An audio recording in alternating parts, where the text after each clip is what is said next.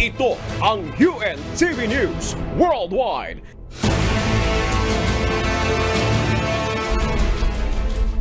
Oy, oy, oy! It's a beautiful Thursday. It's a beautiful day. Hello, Amiel. At syempre, hello sa ating mga kasambahay sa buong mundo. Salamat sa Diyos sa panibagong araw na kanyang kaloob sa bawat isa sa atin. Time check, ang oras po natin. 33 minuto makalipas ang alas 4 ng umaga. Sabah Alcair, Guten Morgen, Buenos Dias, Ohayo gozaimasu. Good morning, Kuya, at magandang umaga mga kababayan sa Pilipinas. Sauan, Tadyahaw, kami pagbati naman dito sa Taiwan. Magandang umaga rin dito sa Taiwan. Ngayon ay araw ng Huwebes, December 7, 2023. Mula sa Dubai, United Arab Emirates, ako si Bert Cerudo. At mula naman sa Tsubei, Taiwan, ako si Amiel Pascual. Maghahatid sa inyo ng mga umatikabong balita mula sa iba't ibang panig ng mundo. UNTV News Worldwide. Sa ating Global Headlines. Chinese fighter jets binabantayan ng US aircraft na nasa Taiwan Strait. Bakbakan sa pagitan ng Israel at Hamas group umabot na sa Southern Gaza. Pagtaas ng respiratory disease sa Asia ikinababahala. Libo-libo mga residente sa Tanzania apektado ng landslide. Average na taunang gastos para sa isang bata sa Northern Ireland umabot na sa 10,000 pounds. Citywide Light Art Exhibition, pinakabagong attraction sa Abu Dhabi.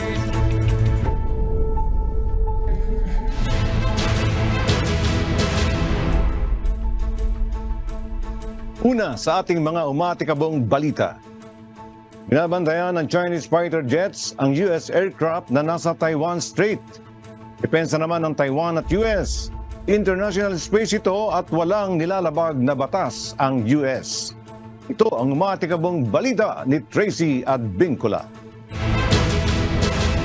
Lumipad sa international space sa dako ng Taiwan Strait ang United States Navy P-8A Poseidon Maritime Patrol. Normal niya ang ginawang paglipad ng US aircraft sa Taiwan Strait ayon sa Taiwan Defense Ministry na nagmonitor ng pangyayari. Bunsod nito, nagpadala naman ang China ng fighter jets upang magbabala at magmatiyag sa US Navy aircraft. Ayon sa China, isang public hype ang pagpapalipad ng US Navy sa rehiyon. Pahayag ng US, nagpapakita lamang ito na tapat ang Amerika sa pangako nito na maging isang bukas at malaya ang Indo-Pacific. Hindi rin aniya nito nilabag ang international law. Noong Oktubre ngayong taon, nangyari rin ang ganitong insidente kung saan nagpalipad ng Poseidon ang Amerika at nagpadala din ng fighter jets ang China upang manmanan ang US aircraft. Ayon sa China, mayroon sila ang sovereignty claims dito. Pinangatwiran na naman ng Taiwan at US na ang Taiwan Strait ay isang international waterway. Sa loob ng halos 4 na taon, patuloy na pinaiigting ng China ang military activity nito sa Taiwan. Tracy Advincula, UNTV News and Rescue. Diyos ang aming sandigan, serbisyo publiko ang aming pinahahalagahan. Umabot na sa Southern Gaza ang matinding bakbakan sa pagitan ng Israel Defense Force at Hamas. United Nations nagbabala ng apocalyptic situation sa Gaza para sa mga sibilyang walang ligtas na mapupuntahan. Mula sa Calgary, Canada, may umaakabong balita si Imelda Andrada live! So Imelda, ina na pa yung bilang ng mga nasawi sa patuloy na digmaan sa Gaza? Amiel, pumalo na sa 16,248 ang nasawi habang nasa mahigit 43,000 naman ang sugatan simula nang sumiklab ang digmaan sa pagitan ng Israel at Hamas militant sa Gaza. Kabilang sa mga ito ang mga kabataan na mahigit sa 7,000 at halos 5,000 kababaihan habang libo-libo ang nawawala. Ang bilang na ito ay hindi pa lubos na makumpirma ng Gaza health officials. Samantala, mas pinaigting pa ng Israel Defense Force o IDF ang ground offensive nito hanggang southern Gaza sa lungsod ng Han Yunis. Ayon kay IDF Chief of General Staff Lieutenant General Herzi Halevi, matagumpay na napalibutan ng mga tauhan nito ang Khan Younis upang maisagawa ang mga ito na ang third phase ground operation kung saan susuyudin ng mga ito ang kota ng Hamas. Ikinabahala naman ng UN top officials ang lumalalang humanitarian crisis sa Gaza at ang malawak na pinsala ng pambobomba na maaaring humantong sa apocalyptic situation. Amiel? Imelda, isa talaga ang sentimiento ng mga tao sa sa buong mundo dahil nga yun sa nangyayaring gulo o giyera dyan sa Israel. Pero sana Imelda, ilan na ba ang ilang milyon na ang displaced dahil sa giyera? Amiel, dahil sa giyera, halos 1.9 milyong tao o mahigit sa 80% ng populasyon ng Gaza ang napilitang lumikas. Alright, keep us updated, Imelda. Maraming salamat sa iyo. Live mula sa Calgary, Canada. Malaysia ay pinagpaliban ng bagong digital entry form sa January 1 matapos malito ang mga pasahero. Samantala, ilang foreigners hindi na kailangang mag-submit ng digital arrival card papasok ng Malaysia. Ito ang umatikabong balita ni Lay Loren. Ipinagpaliban ang plano ng Immigration Authority na ipatupad ang bagong digital entry form sa mga dayuhang pumapasok sa bansa. Inuurong ang effectivity date nito mula December 1 sa January 1 dahil sa delay sa immigration checkpoints noong nakaraang linggo. Sinasabing ito ay maaaring dahilan sa kalituhan sa panibagong regulations. Samantala, inihayag ni Johor Chief Minister On Hafiz ang posibilidad ng paggamit ng QR code para sa mga Singaporeans na babiyahe patungong Malaysia. Ito ay upang mapadali ang pag-clear ng mga biyahero sa border ng Singapore na susunod sa bagong sistema ng Republika na epektibo sa January 2024. Sa kasalukuyan, kinakailangang isubmit ng mga foreigner ang Malaysia Digital Arrival Card or MDAC bago makapasok sa Malaysia. Subalit, para sa mga Singaporeans na palaging nagpupunta sa Malaysia, hindi na ito ire-require pa. Sisiguraduhin din ng bagong proseso na ito na walang congestion sa international entry points ng dalawang bansa.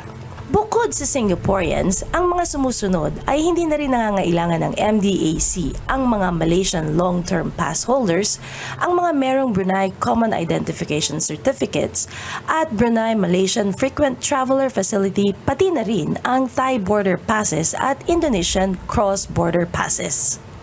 Leili Ren, UNTV News and Rescue. Diyos ang aming sandigan, serbisyo publiko ang aming pinahahalagahan. Punta naman tayo ng Vietnam. Ikinababahala ngayon ng Health Ministry ng Vietnam ang pagtaas ng bilang ng respiratory disease. Hindi lamang sa bansa kundi pati na rin sa Asia. Kaya naman muling nagpaalala ito ng mga maaaring gawin upang makaiwas sa pagkakasakit.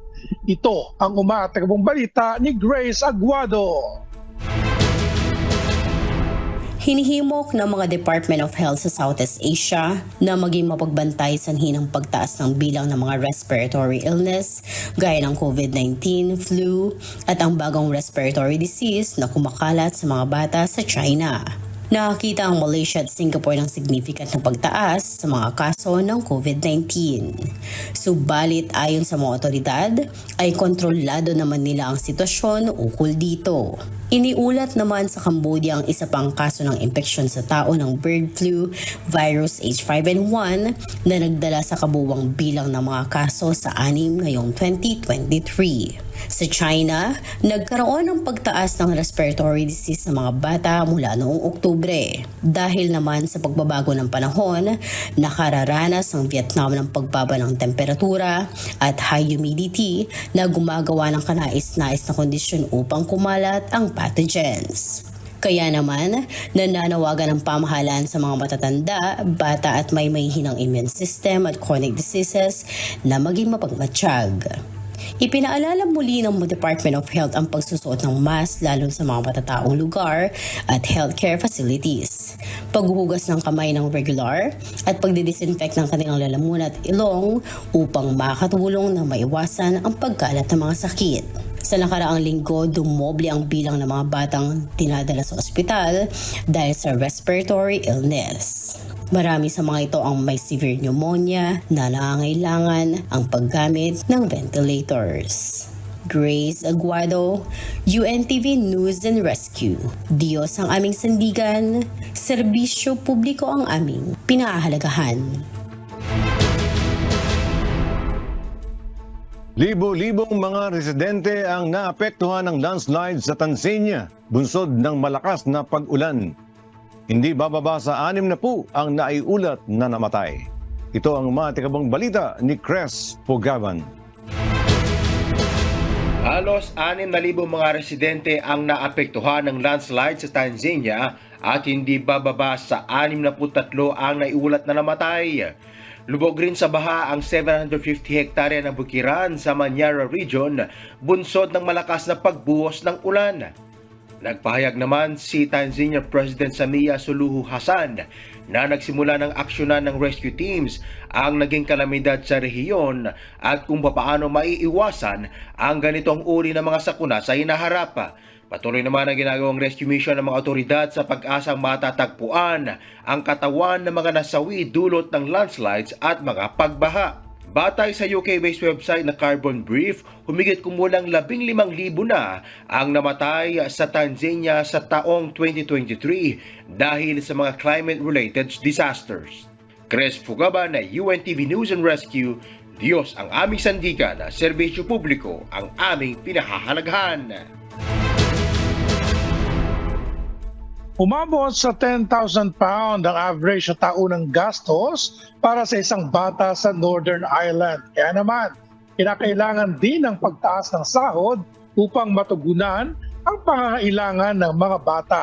Ito ang umatikabong balita ni Bernie Guanlao. Naharap ngayon ang bawat magulang sa Northern Ireland dahil sa usaping child care o pangangalaga sa kanilang mga anak dahil sa patuloy na pagtaas ng buwanang bayarin. Napag-alaman na isa sa 4 na pamilya ang nagbabayad ng nasa 1,000 hanggang 3,000 pounds kada buwan para sa pag-aalaga ng bata. Ibig sabihin, 10,000 pounds or kulang 700,000 pesos ang kailangan kada taon para sa bawat isang bata. Ito ay matapos magsagawa ang Employers for Child Care ng survey sa 2,000 households sa Northern Ireland. Sinubaybayan naman ng Employers for Child Care na maging abot kaya ang pangangalaga sa mga bata, pero ito ay noong taon pang 2010. Subalit tumaas ito ng 14% noong 2021. Ayon kay Aoife Halminson mula sa Employers for Child Care, ang gastos ng isang full-time child care higit doble kada taon. Dagdag pa niya na 88% ng mga magulang binabawasan ng kanilang oras sa trabaho para sila lamang ang mag-alaga sa kanilang mga anak at ang iba ay napilitang umalis sa trabaho dahil sa mahal ng bayarin sa tagapag-alaga. Ang mga gastos sa pag-aalaga ay itinuturing na hamon at hindi abot kaya para sa maraming magulang sa Northern Ireland. Kamakailan, nag-anunsyo tungkol sa National Living Wage na tumaas ng 11.44 or kulang 800 pesos kada oras ay indikasyon ng pagtaas din ng gastos sa childcare ngayong 2024. Kaya naman, kasabay ng pagtaas ng pangunahing bilihin, humihiling din ng mga magulang na taasan ang pasahod sa kanilang mga trabaho. Bernie Guanlao, UNTV News and Rescue. Diyos ang aming sandigan, serbisyo publiko ang aming pinahalagahan. Bumaba ang debt outlook ng China dahil sa pagbagal ng ekonomiya. Samantala sa Estados Unidos naman, ang bilang ng job openings ay nasa pinakamababa mula ng Marso 2021. Ito ang matikabong balita ni Noni Ramos. Bumaba ang debt outlook ng China batay sa ratings ng Moody, isang investor service corporation. Bunsod ng bumabagal na takbo ng ekonomiya ng bansa. Pagkatapos ng ilang dekadang mabilis na paglago ng ekonomiya ng China, tinatayang babagal ang GDP growth nito sa 4% sa taong 2024 at 2025. At tinatayang nasa 3.8% lamang ang average growth ng China mula 2026 hanggang 2030.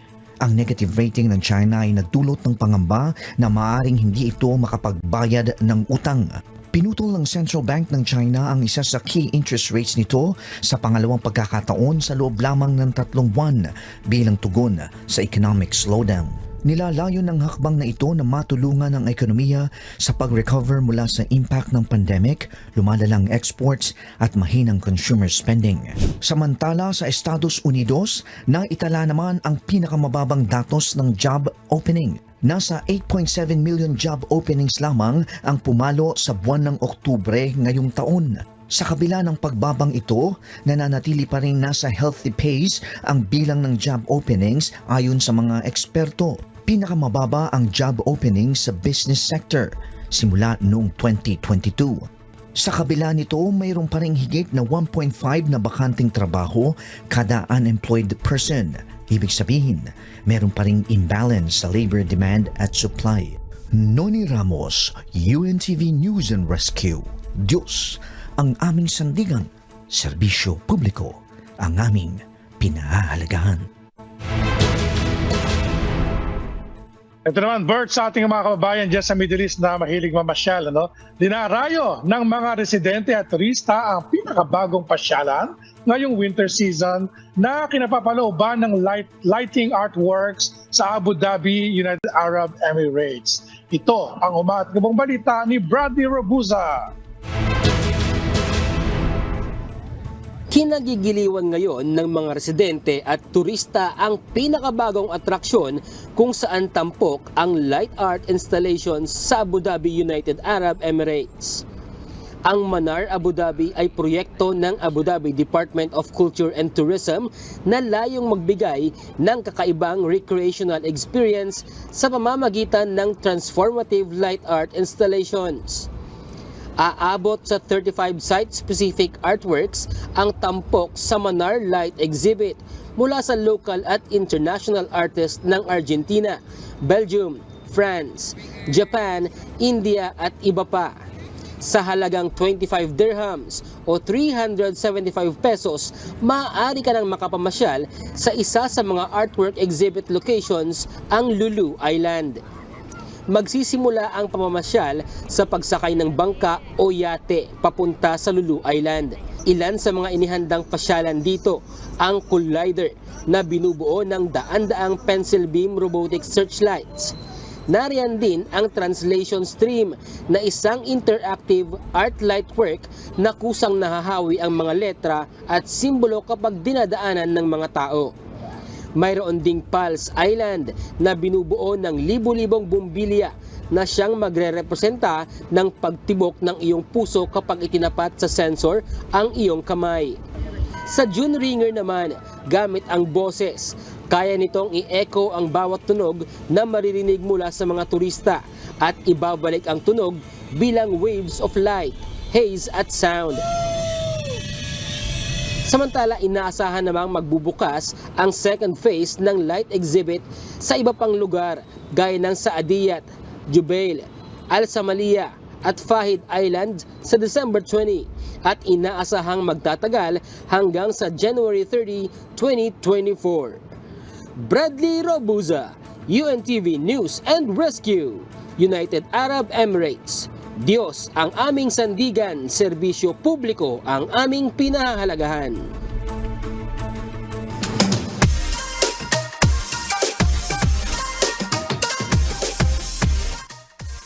Yon, Bert, nakapasyal ka na ba dun sa sa Abu Dhabi?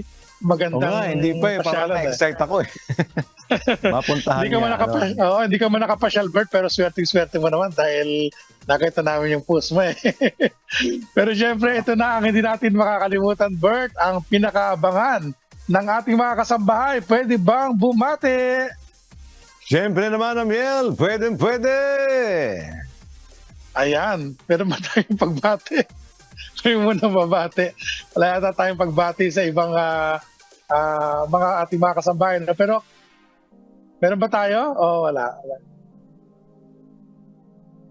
Sa atin pala pagbati. Ayan, okay. Mauna na ako, Bert, sa pagbati. Siyempre, binabati ko yung ating mga kasambahay na laging naka-tune in sa ating mga programa, especially sa ating mga maagang gumigising dito sa Taiwan, sila na Elena Yang sa ating mga taga-subaybay sa Facebook at YouTube Live na laging nagpapabot ng kanilang mga pagbati.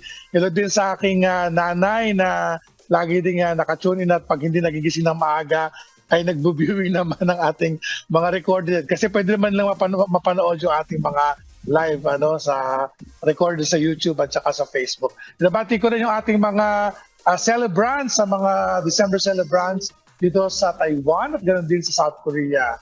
Yan, Bert, ikaw naman. Hoy, binabati ko po ang lahat ng taga-subaybay ng UNTV News Worldwide sa buong mundo. At syempre, pagbati kay Kuya Daniel, kay Ate Arlene, at saka kay Sis Nina. Kasama ko sila for 3 days. Salamat sa Diyos sa pagkakataon na makasama sila. At syempre, binabati ko yung ating mga regular na taga-subaybay dito naman sa Dubai. Ang Tansenko family, si Brad Bot, Sis Let, Sis Biel, Sis Levi, Brad Albi. Hello kay Brad Resty and family. Dito po sila kay Sis Baby at saka kay Brad Rodel Saniel. Ganon din kay Brad Neil at saka kay Apong Mading at kay Darang Aida dyan naman sa Magalang, Pampanga. At saka Lipogi, si Mr. Adelardo at si Ms. Josepina Cañada. Ganon din kay Jeff Nabaya. Hello kay Ino and Adrian at hello kay Ashley at CK. Sa grupo naman, Sis Divine, Sis Wen, Sis Cheng, Sis Mai, Sis Mags at Sis Ern. Pagbati din siyempre sa ating mga barkada dito sa Alcu, si Brad Ruben, nandito nakamonitor siya. At kay Sis Dana, ang taga Doha, Qatar. At siyempre, hello kay Sis Tess, ang aking mga asawa. Sa aking mga anak, Nico, Eileen, Shasha, and Andrew. Kay Ana Banana at kay Jan at siyempre kay Mami Alicia. Ayun. Kamustahin naman natin yung ating kasama dyan sa Pilipinas. Amigo Sherwin, hello, hello, hello. Hello at good morning Bert at Amiel. Oy, napakinggan ko yung balita nyo rin patungkol sa pagtaas ng kaso ng respiratory illness. Ayan, dito sa atin sa Pilipinas sinasabi ng Okta Research Group na meron talagang pagtaas ng COVID-19, yung mga nagpo-positibo sa COVID-19 nung nakaraang linggo. Kaya pala marami tayong mga kaibigan, mga kakilala natin, talagang pagka nagkatrangkaso, pamilya din At medyo matagal, hindi nawawala. Pagka sila ay nagkakaroon ng ubo, ayan, lagnat, ganun din.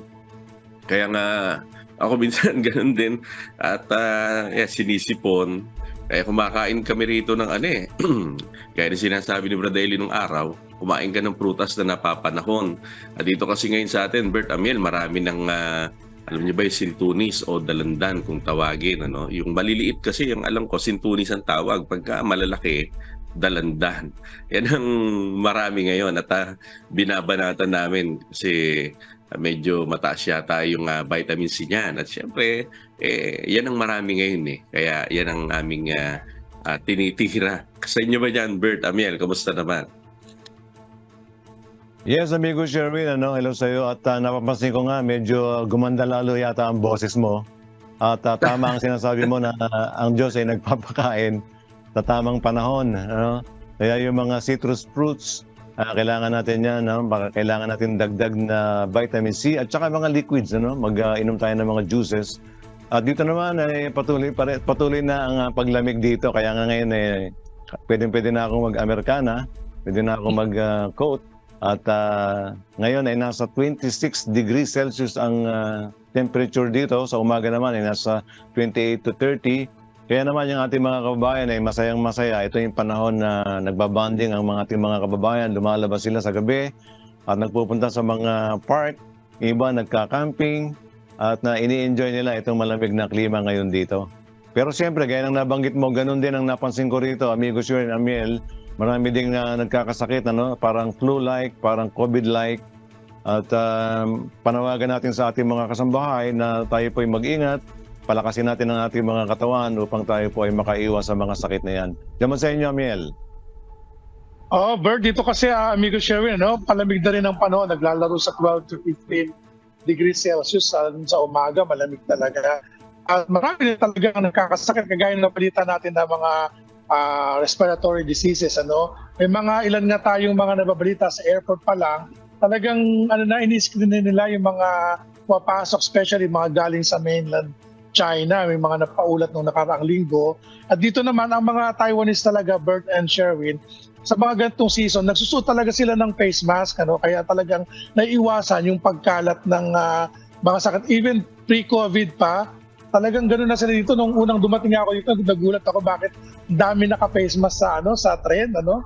Kala ko yun, daming may sakit. Yun pala, ang isang paraan nila, pag may mga sipon sila, pag-iingat na rin nila, no, sa kanilang mga neighbor, no, sa mga katabi, pag nagsusuot na agad sila ng face mask. Kaya talagang, kung natatanda nyo na ibalita natin na naging mababa talaga yung kaso ng COVID-19 dito nung panahon ng pandemic. Hanggang ngayon, talagang napipigilan nila yung pagkalat ng mga respiratory diseases. At dito rin amigo Sherwin, mura na rin yung nalanda ng Centures. Medyo malalaki din dito yung Centures, siguro GMO na. Pinalaki na. Mura talaga sa araw din. Napapakami ng kilo-kilo dito. Ayan. Oo, dapat lang na ugaliin pa rin magsuot ng face mask talaga pagka pupunta sa mga crowded areas at syempre pagka ganyang, alam mo naman, meron kang ubo, meron kang sipon, ikaw na mismo talaga magsuot ng face mask. After all, sanay naman na tayo dyan dahil nga dito sa naging resulta o epekto nitong COVID-19 dito sa atin, sa buong mundo halos. Kaya kumbaga lagi na rin magbaon yan ng face mask bilang protection sa atin at protection para din naman sa ating mga kapwa-tao na posible na mahawa natin. Lalo na ngayon medyo matagal mawala pagka nagkaroon ng ubo at ganun din ng trangkaso. Yung mga kakilala nga natin talagang tinitira na nila yung mga antibiotic pero hanggang ngayon nung kinamusta ko meron pa rin sila, hindi pa rin nawawala. Kaya tama yung sabi ni Tata Bert, kailangan palakasin ang ating resistensya, uminom ng maraming tubig kaysa sa mga soda, no? At magpainit sa sikat ng araw at mag-exercise. Ayan ang isang bagay na hindi ko na rin nagagawa, Bert. Exactly. Actually, ginagawa ko ito for 8 months na. Everyday yan, talagang matidevelop din ang iyong self-discipline, mental discipline, at saka emotional discipline, at spiritual discipline na araw-araw, pagkagising, pagparaw, mag-exercise, uminom ng tubig. Saka siyempre, pag-aralan natin yung mga tamang kombinasyon ng pagkain para lagi tayong maging malakas dahil marami pa tayong gagawin. Siyempre, unang-una na yan, yung pagtulong sa ating mga kapwa. At abangan natin ang iyong maatikabong balita dyan, Amigo Sherwin, salamat ng marami, Amigo Sherwin, at sa ating mga correspondent mula sa iba't ibang panig ng mundo. Mga kasambahay, kung meron kayong hindi napanood na balita o nais niyong muling tunghayan, ang UNTV News Worldwide, maaari niyo po itong balikan sa aming mga official social media account. I-like at i-follow lamang ang UNTV News and Rescue Facebook account at i-click ang subscribe button sa UNTV News and Rescue YouTube channel. Papapanood nyo rin po rito ang iba pang news programs ng UNTV, pati na iba pang video na nag-iisang public service channel. Kaya tara na, subscribe, like, and share. At narito ang mga salita ng Diyos na maaari nating baunin sa pagpapatuloy ng araw na ito. Nasusulat sa book of 1 John chapter 2 verse 3, and hereby we do know that we know Him, if we keep His commandments.